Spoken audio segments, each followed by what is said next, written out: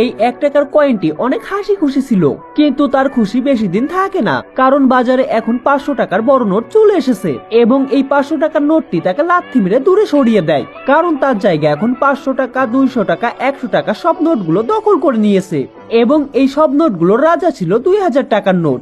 এবং বাজারে বড় বড় নোট থাকার কারণে মানুষ খুচরা 1 টাকার কয়েন ব্যবহার করা পুরোপুরি বন্ধ করে দেয়। কিন্তু একদিন এই লোকটি দোকান থেকে 100 টাকা দিয়ে 99 টাকার একটি পণ্য কিনে, আর তখন এই 1 টাকার কয়েনটি অনেক খুশি হয়ে যায়, কারণ সে ভাবতে থাকে এবার হয়তো তাকে ব্যবহার করা হবে। কিন্তু দোকানদার তাকে ব্যবহার করার পরিবর্তে লজেন্স ব্যবহার করে, এর জন্য সব নোটগুলো তাকে নিয়ে হাসাহাসি করতে থাকে। তখন এই 1 টাকার কয়েনটির অনেক মন খারাপ হয়ে যায় এবং সে কান্না করতে করতে দোকান থেকে বের হয়ে রাস্তার উপর গিয়ে পড়ে থাকে।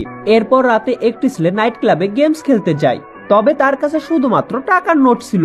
তবে এই গেমস খেলা মেশিনগুলো শুধুমাত্র কয়েন দিলেই চালু হতো, এজন্য ছেলেটি মন খারাপ করে বাহিরে চলে আসে। তবে হঠাৎ রাস্তায় সে একটি 1 টাকার কয়েন পড়ে থাকতে দেখতে পায়, এজন্য ছেলেটি কয়েনটিকে রাস্তা থেকে তুলে মেশিনটির মধ্যে দিয়ে দেয় এবং এই মেশিনটি চালু হয়ে যায়। তখন ছেলেটি মনের আনন্দে গেমস খেলতে থাকে এবং এই ছেলেটিকে দেখে নাইট ক্লাবে থাকা সব লোকজন তাদের কাছে পড়ে থাকা কয়েনের ব্যবহার করে গেমস খেলতে শুরু করে, যার কারণে এই 1 টাকার কয়েনটি অনেক খুশি হয়ে যায়, কারণ এখন সবাই তাকে ব্যবহার করছে।